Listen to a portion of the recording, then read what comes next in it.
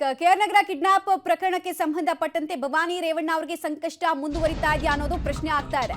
ಭವಾನಿ ರೇವಣ್ಣ ಅವರಿಗೆ ಜೈಲಾಗುತ್ತಾ ಅಥವಾ ಬೇಲ್ ಸಿಗುತ್ತಾ ಈ ಪ್ರಶ್ನೆ ಇದೆ. ಕಾರಣ ಮಧ್ಯಾಹ್ನ ಭವಾನಿ ರೇವಣ್ಣ ಅವರಿಗೆ ಸಂಬಂಧಪಟ್ಟಂತಹ ನಿರೀಕ್ಷಣಾ ಜಾಮೀನಿನ ಅರ್ಜಿಯ ಆದೇಶವನ್ನ ಕೋರ್ಟ್ ಪ್ರಕಟ ಮಾಡಲಿಕ್ಕಿದೆ. ಸಂತ್ರಸ್ತೆಯ ಅಪಹರಣ ಕೇಸ್ನಲ್ಲಿ ಭವಾನಿ ರೇವಣ್ಣ ಅವರಿಗೆ ಸಂಕಷ್ಟ ಮುಂದುವರಿತಾ ಇದೆ. ಕಾರಣ ನೋಡಿ, ಇವತ್ತೊಂದು ಫ್ರೆಶ್ ನೋಟಿಸ್ ಸರ್ವ್ ಆಗಿದೆ. ಅದರಲ್ಲಿ CRPC 41A ಅಡಿಯಲ್ಲಿ ಅವರಿಗೆ ನೋಟಿಸ್ ಸರ್ವ್ ಆಗಿರೋದು.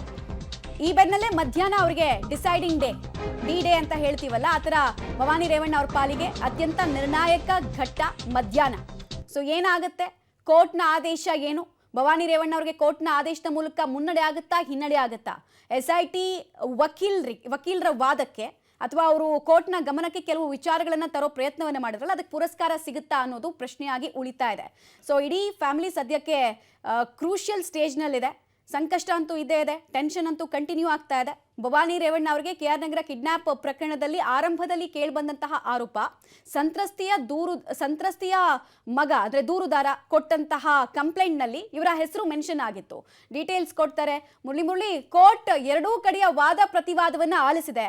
ಈ ಬೆನ್ನಲ್ಲೇ ಇವತ್ತು ಕೊಟ್ಟಿರುವಂತಹ ನೋಟಿಸು, ಸೊ ಯಾವ ರೀತಿ ಇಂಪ್ಯಾಕ್ಟ್ ಆಗಬಹುದು, ಏನನ್ನ ಎಕ್ಸ್ಪೆಕ್ಟ್ ಮಾಡಬಹುದು ನಾವು ಅಂತ? ಖಂಡಿತವಾಗಿ ಮಮತಾ, ಯಾಕೆಂದ್ರೆ ಆ ನೋಟಿಸ್ ನಲ್ಲಿ ಒಂದು ಉಲ್ಲೇಖವನ್ನ ಮಾಡ್ತಾ ಹೋಗ್ತಾರೆ ಅವರು ತನಿಖಾಧಿಕಾರಿ ಹೇಮಂತ್.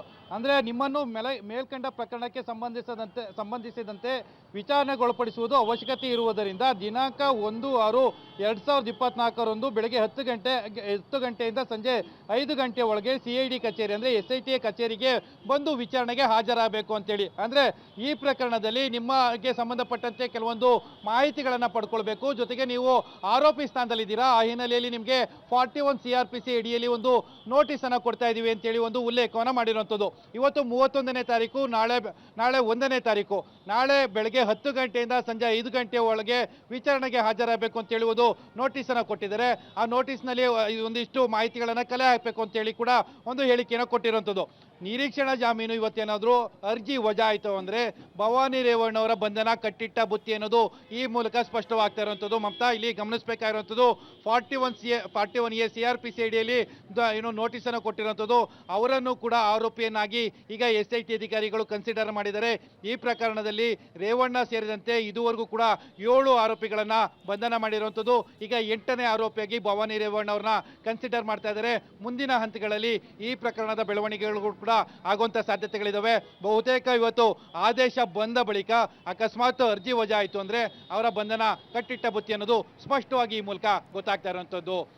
ಮಮತಾ, ಮುರಳಿ, ಇಲ್ಲಿ ಎರಡು ಪ್ರಶ್ನೆ ಕಾಡ್ತಾ ಇದೆ. ಒಂದು, ನಿರೀಕ್ಷಣಾ ಜಾಮೀನನ್ನ ಭವಾನಿ ಪರ ವಕೀಲರು ಹಾಕೊಳ್ಳೋಕೆ ಮುಂಚೆ ಅವರು ಆರೋಪಿ ಆಗಿರಲಿಲ್ಲ, ಜಸ್ಟ್ ಒಂದು ಲೀಗಲ್ ಪ್ರೊಟೆಕ್ಷನ್ ಅನ್ನ ಬಯಸ್ತಾ ಇದ್ರು. ಬಟ್ ಈಗ ಅವ್ರನ್ನ ಆರೋಪಿ ಆಗಿಸುವಂತಹ ಪ್ರಕ್ರಿಯೆ ಆಗಿರೋದ್ರಿಂದ ಈ ವಿಚಾರ ನಿರೀಕ್ಷಣಾ ಜಾಮೀನಿನ ಅರ್ಜಿಯ ಮೇಲೆ ಹೇಗೆ ಇಂಪ್ಯಾಕ್ಟ್ ಆಗುತ್ತೆ ಅನ್ನೋದು ಒಂದು ಪ್ರಶ್ನೆ. ಆದ್ರೆ ಎರಡನೇದು, ಭವಾನಿ ರೇವಣ್ಣ ಅವ್ರಿಗೆ ಸಂಕಷ್ಟ ಇರೋದು ಸಾಕ್ಷಿ ನಾಶ ವಿಚಾರಕ್ಕ ಅಥವಾ ಕಿಡ್ನಾಪ್ ಕೇಸ್ನಲ್ಲಿ ಇವರ ಪಾತ್ರ ಹಾಗೂ ಸೂತ್ರ ಪ್ರಾಥಮಿಕ ಹಂತದಲ್ಲಿ ಪ್ರೂವ್ ಆಗಿದೆ ಅನ್ನೋ ವಿಚಾರಕ್ಕ? ಖಂಡಿತ ಮಮತಾ, ಯಾಕಂದ್ರೆ ಪ್ರಮುಖವಾಗಿ SIT ಅಧಿಕಾರಿಗಳು ಅಂದ್ರೆ ಸತೀಶ್ ಬಾಬು ಏನಿದ್ದ, ಸತೀಶ್ ಬಾಬು ಮೊಬೈಲ್ನ ರಿಟ್ರೀವ್ ಅನ್ನ ಮಾಡ್ಕೊಳ್ತಾರೆ. ಅದರಲ್ಲಿ ಬರೋಬ್ಬರಿ 21 ಆಡಿಯೋ ತುಣುಕುಗಳನ್ನ ರಿಟ್ರೀವ್ ಅನ್ನ ಮಾಡ್ಕೊಳ್ಳುವಂಥದ್ದು, ಅಂದ್ರೆ ಅದನ್ನ ವಾಪಸ್ ಪಡ್ಕೊಳ್ಳುವಂಥ ಪ್ರಯತ್ನಗಳನ್ನ ಮಾಡ್ತಾರೆ. ಪ್ರಯತ್ನಗಳನ್ನ ಮಾಡಿದ ಸಂದರ್ಭದಲ್ಲಿ ಭವಾನಿ ರೇವಣ್ಣ ಅವರ ಒಂದಷ್ಟು ಆಡಿಯೋ ತುಣುಕುಗಳು ಭವಾನಿ ರೇವಣ್ಣ ಅವರು ಸತೀಶ್ ಬಾಬು ಜೊತೆಯಲ್ಲಿ ಸಂತ್ರಸ್ತೆಯ ವಿಚಾರವಾಗಿ ಒಂದು ಮಾತುಕತೆಯನ್ನ ಮಾಡಿರೋ ಮಾಹಿತಿಗಳನ್ನ ಬಹಿರಂಗ ಆಗುವಂಥದ್ದು. ಅದನ್ನ ಓಪನ್ ಕೋರ್ಟ್ನಲ್ಲಿ ನಾವು ಹೇಳಲಿಕ್ಕೆ ತಯಾರಿಲ್ಲ ಅಂತೇಳಿ SIT SPP ಅವರು ಮುಚ್ಚಿದ ಲಗೋಟೆಯಲ್ಲಿ ತನಿಖಾ ವರದಿಯನ್ನ ನ್ಯಾಯಾಧೀಶರ ಸಮ್ಮುಖಕ್ಕೆ ಕೊಟ್ಟಿದ್ರು. ನ್ಯಾಯಾಧೀಶರು ಅದನ್ನು ಕೂಡ ಗಮನಿಸಿದ್ರು. ಆದ್ರೆ ಭವಾನಿ ಪರ ವಕೀಲರು ಒಂದು ವಾದವನ್ನ ಮಂಡನೆ ಮಾಡ್ತಾ ಹೋಗ್ತಾರೆ. ಭವಾನಿ ರೇವಣ್ಣ ಅವ್ರಿಗೆ ಇದುವರೆಗೂ ಕೂಡ ಯಾವುದೇ ರೀತಿಯ ನೋಟಿಸ್ ಅನ್ನ ಕೊಟ್ಟಿಲ್ಲ, FIR ನಲ್ಲಿ ಅವರನ್ನ ಆರೋಪಿಯನ್ನಾಗಿರಿಸಿಲ್ಲ. ಆದ್ರೂ ಕೂಡ ಅವರನ್ನ ಬೇರೆ ರೀತಿಯಲ್ಲಿ ನೋಡುವಂತ ಪ್ರಯತ್ನಗಳಾಗ್ತಾ ಇದಾವೆ. ಹಿನ್ನೆಲೆಯಲ್ಲಿ ಬಂಧನದ ಭಯ ಇದೆ. ಅದಕ್ಕೋಸ್ಕರ ಅವರಿಗೆ ನಿರೀಕ್ಷಣಾ ಜಾಮೀನನ್ನ ಮಂಜೂರು ಮಾಡಬೇಕು ಅಂತ ಹೇಳಿ ಒಂದು ಕೋರ್ಟ್ಗೆ ಒಂದು ಮನವಿಯನ್ನ ಮಾಡ್ಕೊಳ್ತಾರೆ. ಆ ಸಂದರ್ಭದಲ್ಲಿ ನ್ಯಾಯಾಲಯ ಕೂಡ ಒಂದು ಗಮನ ಹರಿಸ್ತದೆ. ಆಗ ಆ ಸಂದರ್ಭದಲ್ಲಿ ಭವಾನಿ ರೇವಣ್ಣ ಪರ ವಕೀಲರಿಗೂ ಕೂಡ ಕೇಳ್ತಾರೆ, ನೋಟಿಸ್ ಅನ್ನ ರಿಸೀವ್ ಅನ್ನ ಮಾಡಿದಾರಾ ಅಂತ ಹೇಳಿ. ಇದುವರೆಗೂ ನೋಟಿಸ್ ಅನ್ನ ಕೊಟ್ಟಿಲ್ಲ ಅಂತ ಹೇಳಿ ಆ ಸಂದರ್ಭದಲ್ಲಿ ಹೇಳಿಕೆಯನ್ನು ಕೊಟ್ಟಿದ್ರು. ಆದ್ರೆ ಈಗ ಮೊನ್ನೆ ಆದಂತ ವಾದ ಪ್ರತಿವಾದ ಆಯಿತು. ಅದಾದ ಬಳಿಕ ಆದೇಶವನ್ನ ಕಾಯ್ದಿರಿಸಿದ್ರು. ನಿನ್ನೆ ಅಷ್ಟೇ ಒಂದು ನೋಟಿಸ್ ಅನ್ನ ಕೊಟ್ಟಿರುವಂತದ್ದು, ನಾಳೆ ವಿಚಾರಣೆಗೆ ಹಾಜರಾಗಿ ಅಂತ ಹೇಳಿ. ಅಂದ್ರೆ ಆರೋಪಿಯನ್ನಾಗಿ ಅವರು ಕನ್ಫರ್ಮ್ ಅನ್ನ ಮಾಡ್ತಾ ಇದ್ದಾರೆ. ಜೊತೆಗೆ ಅದಕ್ಕೆ ಪೂರಕವಾದ ಸಾಕ್ಷಿಗಳನ್ನ ಇಟ್ಕೊಂಡು ಈಗ SIT ಅಧಿಕಾರಿಗಳು ವಿಚಾರಣೆಗೆ ಮುಂದಾಗ್ತಾ ಇರುವಂತದ್ದು. ಮಮತಾ, ರೈಟ್, ಧನ್ಯವಾದ ಮುರಳಿ ತಮ್ಮೆಲ್ಲ ಮಾಹಿತಿಗಾಗಿ.